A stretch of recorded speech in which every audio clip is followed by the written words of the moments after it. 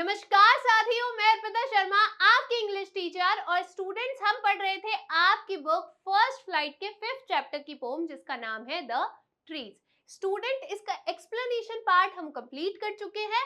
आज इस पोम से जुड़े क्वेश्चन आंसर्स और पोएटिक डिवाइसेस करेंगे।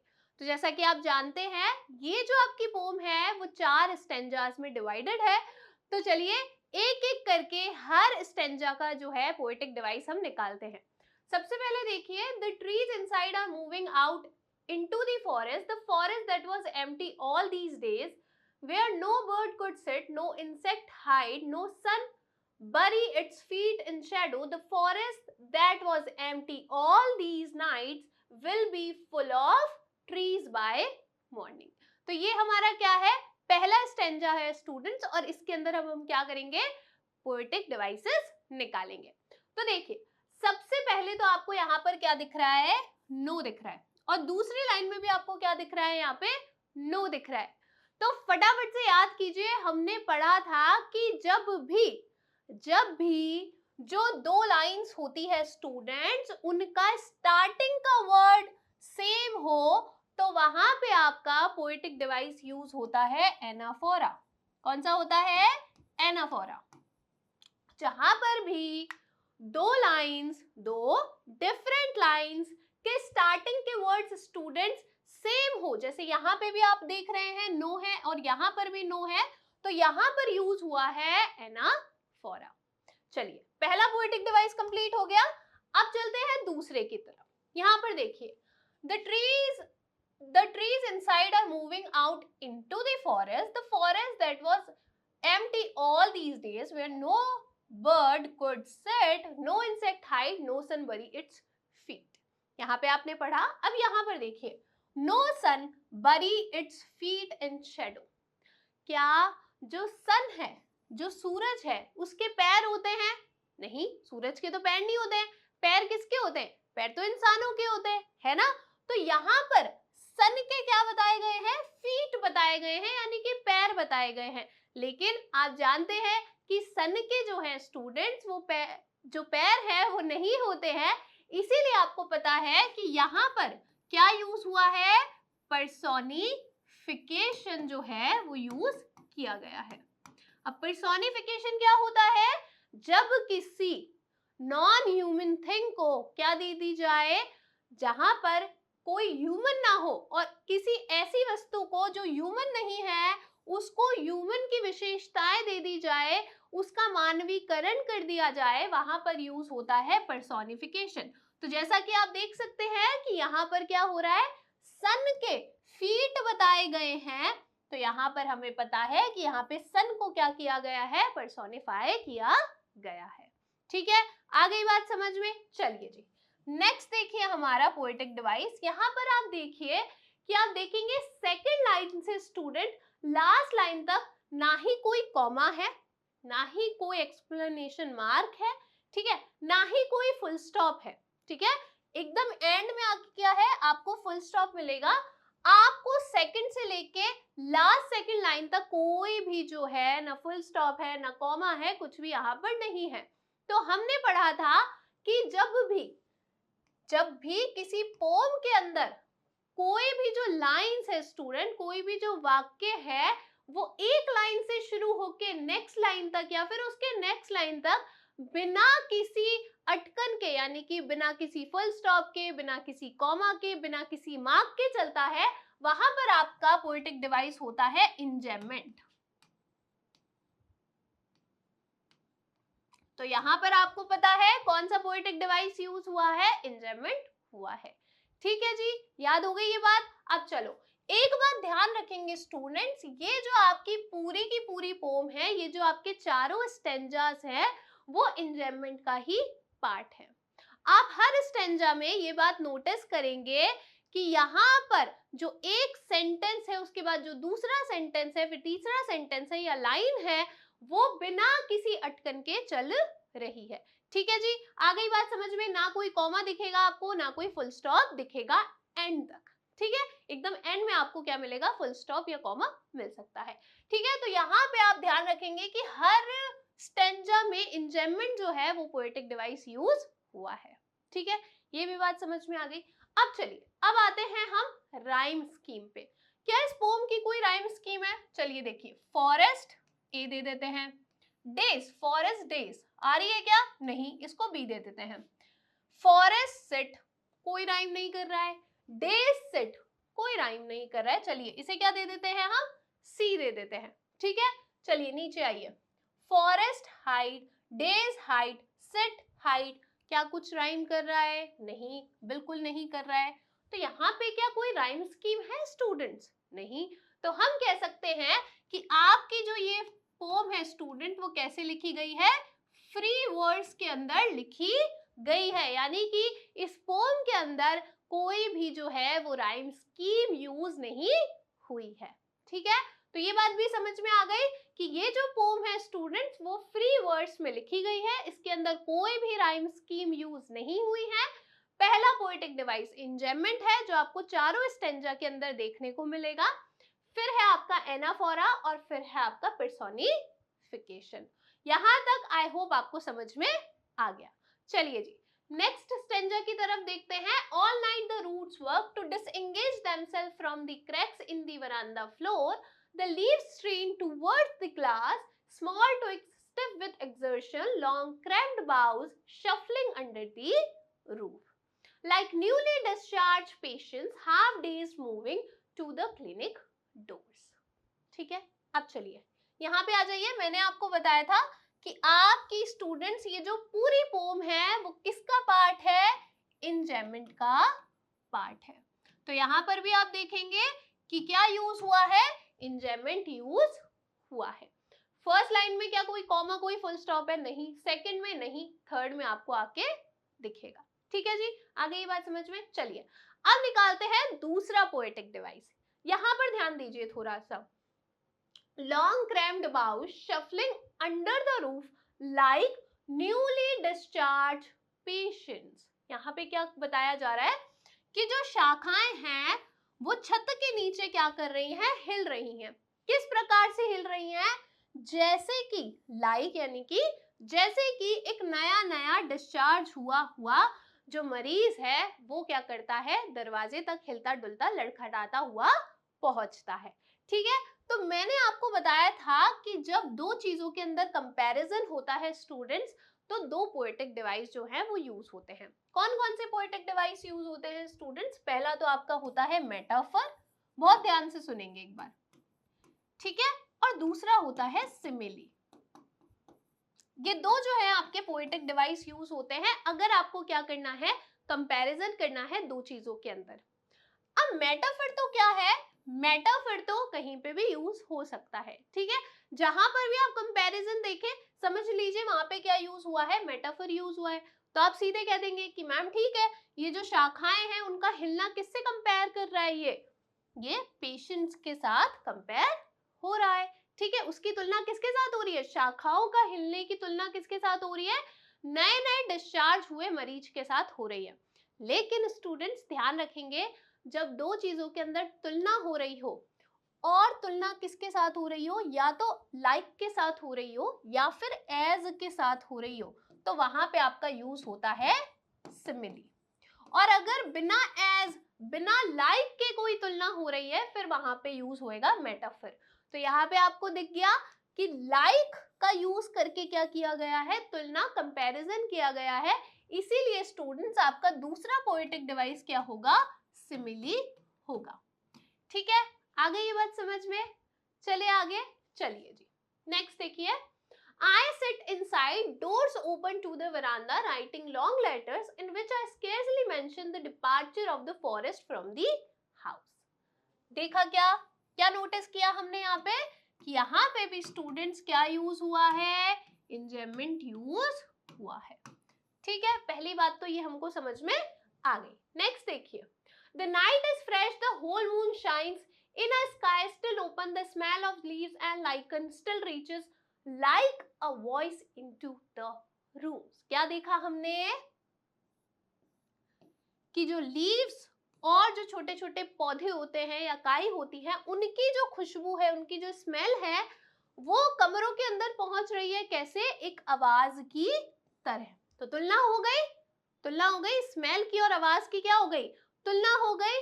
किसके साथ में तुलना हुई, लाइक के साथ में तुलना हुई। किसका यूज हुआ तुलना करते हुए, कंपैरिजन करते हुए, लाइक का। तो इसीलिए अभी अभी पढ़ा है कि अगर लाइक और एज का यूज हो रहा है तो कौन सा पोएटिक डिवाइस यूज होगा, सिमिली यूज होगा। तो यहाँ पे आपको पता चल जाएगा कि आपका कौन सा पोएटिक डिवाइस यूज हुआ है, सिमिली यूज हुआ है। ठीक है, यहां तक आ गई बात समझ में। चलिए नेक्स्ट देखिए, यहां पर ध्यान से देखेंगे। I sit inside, doors open to the veranda, writing long letters. ठीक है, यहाँ पे क्या है, long letters. ठीक है, नीचे आ जाइए थोड़ा सा, sky still, leaves lichen. क्या यहाँ पे कोई चीज नोटिस की है कि दो जो ये स्टूडेंट्स वर्ड्स हैं, इनकी जो पहली साउंड है, इनकी जो पहली साउंड है, ध्वनि है, वो किसकी है, व्यंजन की है। किसकी है, कॉन्सोनेंट की है। तो जब भी दो लेटर्स जब पास में हो और उनकी साउंड कैसी हो, कॉन्सोनेंट की हो यानी कि व्यंजन की हो, तो वहां पे आपका कौन सा पोएटिक डिवाइस यूज होता है, एलिट्रेशन होता है। तो यहाँ पे आपको पता चल गया कि कौन सा पोएटिक डिवाइस यूज हुआ है, एलिट्रेशन भी यूज हुआ है। ठीक है, आ गई बात समझ में। तो स्टैंजा थर्ड में इंजैममेंट, सिमिली और एलिट्रेशन आपका पोएटिक डिवाइस यूज हुआ है। चलिए नेक्स्ट स्टैंजा और लास्ट स्टैंजा देखेंगे। My head is full of whispers which tomorrow will be silent. Listen, the glass is breaking, the trees are stumbling forward into the night. Winds rush to meet them, the moon is broken like a mirror, its pieces flash now in the crown of the tallest oak. क्या notice किया, यहाँ पे हमने क्या notice किया कि एक line जो है, एक सेंटेंस जो है वो एक लाइन में खत्म ना होकर नेक्स्ट लाइन जो है स्टूडेंट्स, वहां तक आपका क्या हो रहा है, कंटिन्यू हो रहा है। तो यहाँ पे आपका पहला पोएटिक डिवाइस कौन सा होगा, फिर से इंजैममेंट होगा। ठीक है जी, दूसरा देखिए, यहाँ पे क्या है, the moon is broken. Moon कैसा है, ब्रोकन है, टूटा हुआ है। किसकी तरह टूटा हुआ है, मिरर, कांच की तरह टूटा हुआ है। तो तुलना हो गई, कंपैरिजन हो गया। कंपैरिजन हुआ, किसका यूज करके कंपैरिजन हुआ, लाइक का यूज करके कंपैरिजन हुआ। इसीलिए यहाँ पे क्या यूज करेंगे, सिमिली यूज हुआ है। आ गई बात समझ में। तो कौन सी पोएटिक डिवाइस है, इंजैममेंट और सिमिली। चलिए अब इनको और अच्छे से एक बार समझते हैं। यहाँ पे आ जाइए, alliteration, repetition of the same consonant sound eight the beginning of the words. Words के शुरुआत में बिगिनिंग में अगर आपकी व्यंजन की साउंड रिपीट हो रही है, वहां पे यूज होगा एलिट्रेशन। मैंने आपको बताया था, long letters, forest from, sky still, leaves lichen. ठीक है, चलिए आगे। चलिए नेक्स्ट, सिमिली। सिमिली में क्या होता है, कंपैरिजन होती है, तुलना होती है। किसका यूज करके तुलना होती है, या तो लाइक होगा या फिर एज होगा। तो हमने देखा कि लाइक का यूज करके दो जगह क्या हुई थी, कंपैरिजन हुआ था। देखिए, like newly discharge patients, like a mirror, like a voice. आ गई बात समझ में। चलिए next, anaphora, repetition of the same word at the beginning of the sentence. क्या होता है, सेंटेंस के, वाक्य के शुरुआत में स्टूडेंट्स क्या हो, रिपीटेशन हो, तो फिर वहां पे क्या होगा, एनाफोरा होगा। जैसे कि नो इंसेक्ट, नो सन। तो यहाँ पे ये जो नो वर्ड है स्टूडेंट, ये बार बार क्या हो रहा है, रिपीट हो रहा है। ठीक है, तो यहाँ पे हमारा यूज हुआ है एनाफोरा। आगे देखिए, personification, giving human qualities to non human objects. ठीक है, हम मानव की जो विशेषता है वो ऐसे ऑब्जेक्ट को दे दें, ऐसी चीज को दे दें जो कि मानव नहीं है। जैसे यहाँ पे trees are moving, tree move कर रहे हैं। ट्री मूव कर सकते हैं क्या अपनी इच्छा से, नहीं। ठीक है, सन बरीड्स फीट, सन के पैर होते हैं क्या, नहीं। All night the roots work, सारी रात क्या होती हैं, जो रूट्स होती हैं वो काम करती हैं। तो क्या रूट्स अपने आप काम करती है, ऐसा दर्शाया गया है कि रूट्स अपनी इच्छा से काम कर रही हैं। तो इसको क्या दी गई है, मानव की जो क्वालिटी है, विशेषता है, वो दी गई है, यानी कि यहाँ पे इसका मानवीकरण किया गया है। लॉन्ग क्रैम्प्ड बाउस, ठीक है, तो यहाँ पे आप देखेंगे कि सब जगह क्या हुआ है, पर्सोनिफिकेशन यूज हुआ है। चलिए जी, मेटाफर तो आपका पूरी पोम के अंदर स्टूडेंट्स यूज हुआ है, यानी कि कंपैरिजन जो है वो यूज हुआ है। कंपैरिजन कैसे यूज हुआ है स्टूडेंट्स? ट्रीज जो हैं उनका कंपैरिजन किसके साथ हुआ है? विमेन के साथ में हुआ है, औरतों के साथ में हुआ है। मैंने आपको पहले ही बताया था कि जहां पर भी आप ट्रीज पढ़े समझ लेंगे किसकी बात हो रही है, विमेन की बात हो रही है, औरतों की बात हो रही है, ठीक है। तो पूरी पोम के अंदर ये जो है मेटाफर यूज हुआ है, क्योंकि ट्रीज का जो कंपैरिजन है स्टूडेंट्स वो वुमेन के साथ में किया गया है। और नेक्स्ट और लास्ट है इंजेममेंट, जिसके अंदर क्या होता है, जब एक वाक्य कंटिन्यू होता है अगली पंक्ति तक, लाइन तक, बिना किसी रुकावट के, बिना विदाउट एनी पॉज। तो ये जो पूरी आपकी पोम है ये किसका उदाहरण है? इंजेममेंट का उदाहरण है, ठीक है जी। आ गई बात समझ में? चलिए अब करेंगे थिंकिंग अबाउट द टेक्स्ट के क्वेश्चन आंसर। पहला सवाल देखिए, find in the first stanza 3 things that can not happen in a treeless forest.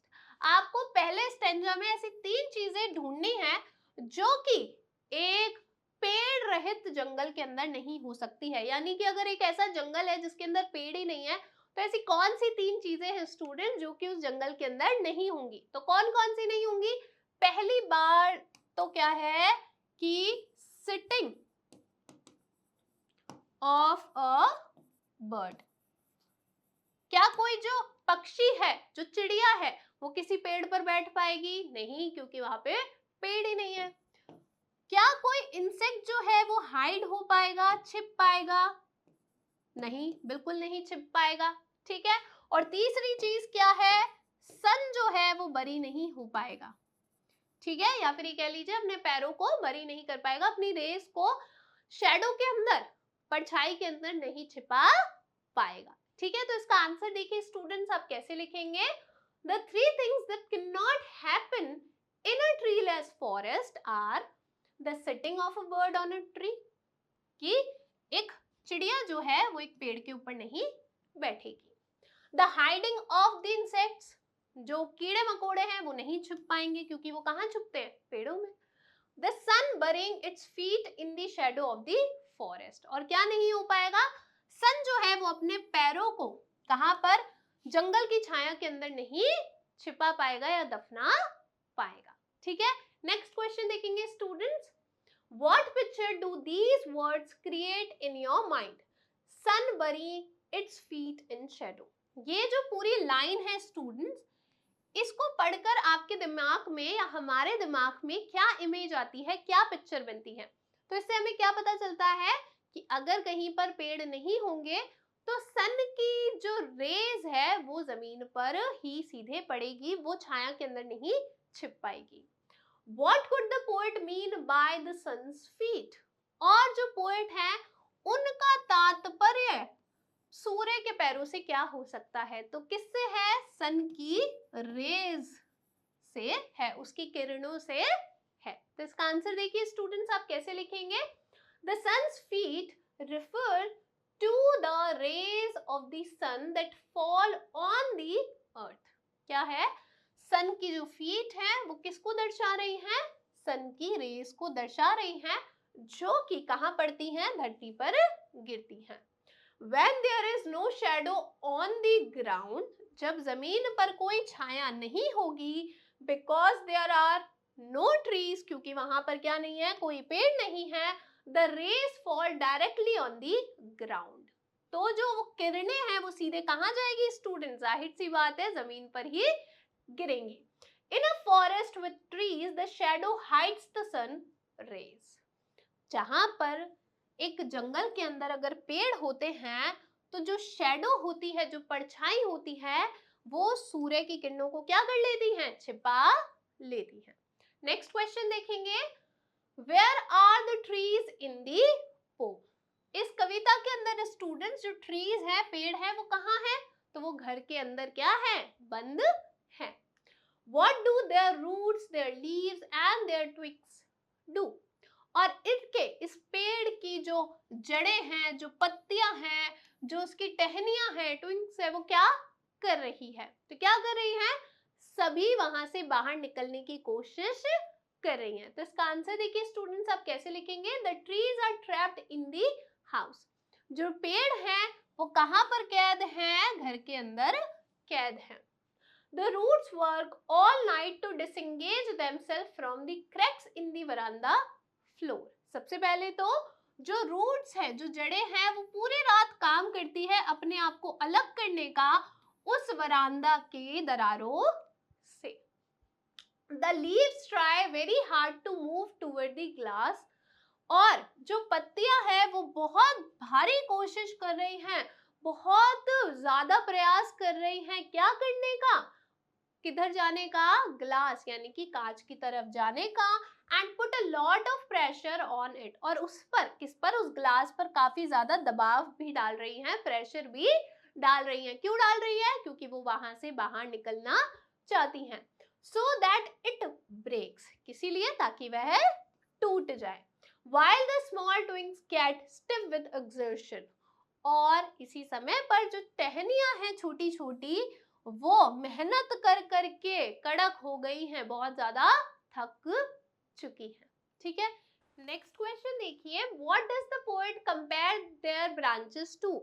जो पोएट है वो उस पेड़ की जो शाखाएं हैं, स्टूडेंट ब्रांचेस है, उसको किससे कंपेयर कर रहे हैं? उसकी तुलना किसके साथ में कर रहे हैं? तो किसके साथ में करती है वो? कि ये जो शाखाएं हैं स्टूडेंट्स, ये बिल्कुल किसकी तरह है? एक नए नए डिस्चार्ज हुए हॉस्पिटल से एक पेशेंट, एक मरीज की तरह है। ठीक है, तो इसका आंसर देखिए स्टूडेंट्स, आप कैसे लिखेंगे? The poet compares the branches to newly discharge patients of a hospital. जो पोएट है वो तुलना करते हैं उन ब्रांचेस की, किसके साथ में? एक नए नए डिस्चार्ज हुए, एक नए नए हॉस्पिटल से डिस्चार्ज हुए मरीज के साथ में। The large branches of the trees become cramped due to the roof above them. वो जो बड़ी बड़ी क्या है? ब्रांचेस हैं, शाखाएं हैं उस पेड़ की, वो क्या हो गई हैं? सीमित हो गई हैं। किसकी वजह से? उनके ऊपर जो छत है उसकी वजह से वो क्या हो गई है? तंग हो गई हैं, सीमित हो गई हैं। क्यों? क्योंकि उनको शाखाओं को फैलने का मौका नहीं मिल रहा है, क्योंकि उनके ऊपर क्या है? छत है। तो जितना वो फैलना चाह रही है, खुलना चाह रही है, वो उतना नहीं फैल पा रही हैं। And when they get free they rush stumbling to the outside world. और जैसे ही वो क्या होती है? फ्री होती है, स्वतंत्र होती है, वे जल्दी से लड़खड़ाती हुई बाहर आउटसाइड वर्ल्ड की तरफ में जाती हैं। While doing so, और ऐसा करते हुए, they look half dazed like the patient, और इस तरह से करते हुए कि वे क्या है? जैसे ही फ्री हुई हैं तो एकदम क्या है? लड़खड़ाते हुए, हिलते हुए कैसे जा रही हैं? बाहर जा रही हैं। जिस प्रकार से एक कंफ्यूज जो पेशेंट होता है वह बाहर जाता है। Who wait for a long time to get out of the hospital, जो कि काफी लंबे समय से इंतजार कर रहा होता है उस हॉस्पिटल से बाहर निकलने का। मैंने आपको बताया था हॉस्पिटल में रहना तो किसी को भी पसंद नहीं होता है। हम भी हॉस्पिटल में होते हैं तो हमें क्या लगता है? फटाफट से घर जाते हैं, घर पे जाके ही ठीक हो जाएंगे।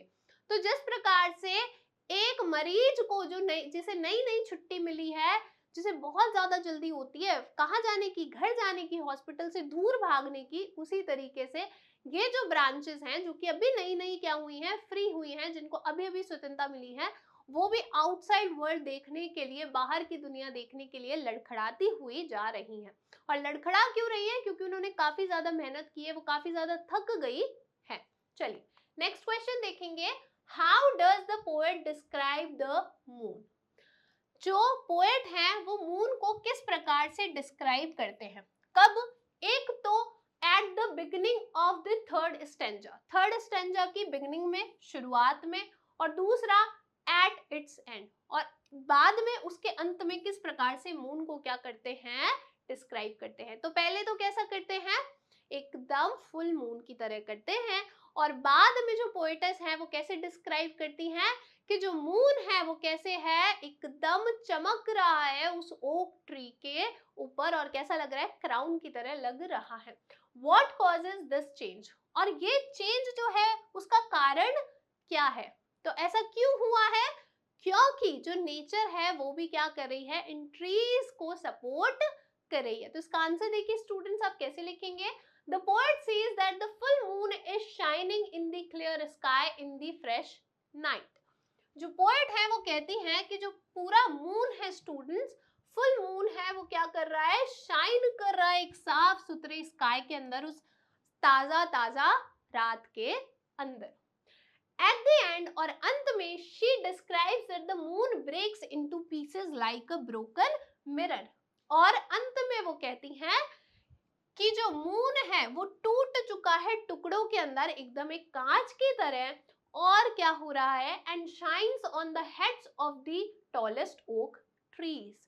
और जो लंबे लंबे क्या है वहां पर बलूत के पेड़ है, उनके सर के ऊपर क्या कर रहा है, वो चमक रहा है। As the trees move outside they cover some. और जैसे ही वो जो पेड़ है वो बाहर निकलते हैं, वो जो है कवर कर लेते हैं क्या, some of the shine of the moon. Moon जो है, जो चंद्रमा है, उसकी थोड़ी सी शाइन को, रोशनी को वो कवर कर लेते हैं। कैसे कवर कर लेते हैं? क्योंकि वो जो पेड़ है वो काफी ज्यादा ऊंचे हैं। And it can be seen only in parts. और इसी कारण से वो जो मून है वो कैसा दिखता है, टुकड़ों के अंदर दिखता है, क्योंकि उसकी कुछ कुछ रोशनी कहाँ छुप गई है, उन पेड़ों के अंदर छुप गई है। दिस इज वाई, इसी कारण से, it seems that the moon has broken into pieces. इसीलिए ऐसा लगता है कि जो मून है वो कैसा हो गया है, टुकड़ों के अंदर टूट गया है। ठीक है, नेक्स्ट क्वेश्चन देखेंगे। What happens to the house when the trees move out of it? उस घर का क्या होता है जब वो जो ट्रीज हैं उस घर से बाहर निकल आते हैं? तो घर क्या होता है, एकदम क्या होता है, उसके अंदर सन्नाटा होता है, लेकिन वो जो लीव्स हैं, पत्तियां हैं, जो लाइकन है, काई है, छोटे छोटे पौधे हैं, उसकी खुशबू अभी भी उन कमरों के अंदर, उस घर के कमरों के अंदर पहुंच रही है। तो इसका आंसर देखिए स्टूडेंट्स, आप कैसे लिखेंगे? When the trees move out of the house, जब जो trees है स्टूडेंट, जो पेड़ हैं वो घर के बाहर जाते हैं, the glasses get broken and the whispers of the trees vanish. तो वो जो कांच है उस घर के, वह टूट जाते हैं, क्योंकि आपको पता है कि जो टहनियां हैं, जो लीव्स हैं, वो सभी क्या लगा रही थी, बहुत ज्यादा प्रेशर, जोर लगा रही थी उस ग्लास पे, और अंत में वह टूट जाता है। और the whispers of the trees vanish, और उस पेड़ों की जो सरसराहट होती है, जो गुपचुप धीरे धीरे आवाज होती है, वो सब क्या होती है, गायब हो जाती है, वैनिश हो जाती है, क्योंकि पेड़ तो अब क्या है, बाहर निकल गए हैं। Leaving the house silent, but the smell of the leaves and lichen still reaches the room of the house. तो घर एकदम कैसा हो जाता है स्टूडेंट, साइलेंट हो जाता है, उस घर को वो बिल्कुल कैसा छोड़ जाते हैं, चुप, साइलेंट छोड़ जाते हैं, लेकिन पत्तियों की और लाइकन की जो खुशबू है वो अभी तक भी उस घर के कमरों तक पहुंच रही है। नेक्स्ट क्वेश्चन देखेंगे। Why do you think the poet does not mention the departure of the forest from the house in her letters? आपको क्या लगता है कि वो जो पोएटेस हैं उन्होंने क्यों जो ट्रीज का अलग होना है उस घर से, उसके बारे में अपने लेटर्स के अंदर नहीं लिखा था? हमने पढ़ा था ना कि मुश्किल से ही वह बताती हैं कि किस प्रकार से जो ट्रीज हैं वो घर से क्या हो रहे हैं, अलग हो रहे हैं, सेपरेट हो रहे हैं, डिपार्चर हो रहे हैं, और किस प्रकार से जंगल के अंदर जा रहे हैं। तो वह क्यों नहीं बताती है? इसके दो रीजन हो सकते हैं। पहला, तो वो क्या कर रही हैं कि उन्हें ऐसा लगता है कि जो ह्यूमंस हैं उन्होंने ही जब इतनी परवाह पहले नहीं दिखाई, अगर उन्होंने परवाह दिखाई होती तो क्या वो पेड़ों को घर के अंदर लेकर आते? नहीं, वो नहीं लेकर आते, तो इसीलिए उन्होंने नहीं दिखाई। और दूसरा, उन्हें क्या लगता है कि सुबह तक जो है ये जो सारी चीजें हैं ये शांत हो जाएगी, और ऐसा भी है कि इनका जो डिपार्चर है स्टूडेंट्स, ये सिर्फ पोएटस को ही फील हो रहा है, सिर्फ उन्हें ही महसूस हो रहा है। तो इसका आंसर देखिए स्टूडेंट्स, आप कैसे लिखेंगे? The poet does not mention about the departure of the forest from the house in her letters, probably because, शायद इसलिए वो इसका जिक्र नहीं करती है। दो कारण हो सकते हैं। ठीक है, पहला, she is puzzled at the sudden happening, पहला तो कि वह खुद ही क्या है, बहुत ज्यादा कंफ्यूज है, बहुत ज्यादा क्या हो गई है, कंफ्यूज हो गई है कि अचानक से ये जो चीज हो रही है, क्योंकि उन्होंने आशा नहीं की थी कि एक दिन ऐसा आएगा जब पेड़ क्या करेंगे, सारी दीवारों को तोड़कर घर से बाहर निकल जाएंगे। She did not expect the forest to move out of the house one day, क्योंकि उन्होंने नहीं सोचा था कि एक दिन ऐसा आएगा जब जो फॉरेस्ट है, जो जंगल है या पेड़ हैं, वो घरों से बाहर निकल जाएंगे। उन्हें तो लगा था कि कभी भी जो है चेंज नहीं आएगा, बदलाव नहीं आएगा। दूसरा रीजन, इट इज ह्यूमंस। ये मनुष्य ही हैं who did not care for nature in the first place, जिन्होंने पहले ही स्थान पर नेचर के लिए केयर नहीं किया था। यानी कि ह्यूमंस ही तो हैं जो पेड़ों को कहाँ पे उन्होंने बंद कर दिया है, घरों के अंदर बंद कर दिया। अगर उन्हें परवाह ही होती पेड़ों की तो क्या वह उन्हें बंद करते, या फिर ये कह लीजिए अगर उन्हें परवाह ही होती औरतों की तो वो क्या उन्हें घर के अंदर बंद करके रखते। तो ये ह्यूमंस ही है जिन्होंने कभी परवाह ही नहीं की, जिन्होंने पहले ही कभी परवाह नहीं की इन पेड़ों की। So maybe the poet now thinks that nobody would be interested in knowing about the efforts that the trees are making in order to set themselves free. तो इसीलिए शायद अब पोएटेस ऐसा सोचती हैं कि कोई भी ये जानने में इच्छुक नहीं होगा कि जो ट्रीज हैं वो कितनी ज्यादा कोशिश कर रही हैं, कितने ज्यादा एफर्ट्स लगा रहे हैं अपने आप को स्वतंत्र करने में। It seems that this whole beauty of trees moving back to forest can be seen and felt only by the poet. और ऐसा हो सकता है और ऐसा प्रतीत होता है कि ये जो पूरी सुंदरता है किसकी, पेड़ों की, फिर से अपने जंगल की तरफ जाने की, ये सिर्फ पोएट्स ही देख पा रही हैं और वह खुद ही अकेली महसूस कर पा रही हैं। बाकी कोई भी ना तो इस बारे में परवाह करता है, ना ही कोई भी ज्यादा इच्छुक होगा इन चीजों को जानने के लिए। ठीक है, तो यहाँ पे स्टूडेंट्स हमारे इस पोम से जुड़े सभी क्वेश्चन आंसर कंप्लीट हो गए हैं। आई होप आपको ये पार्ट अच्छा लगा होगा और अच्छे से समझ में भी आया होगा। Thank you.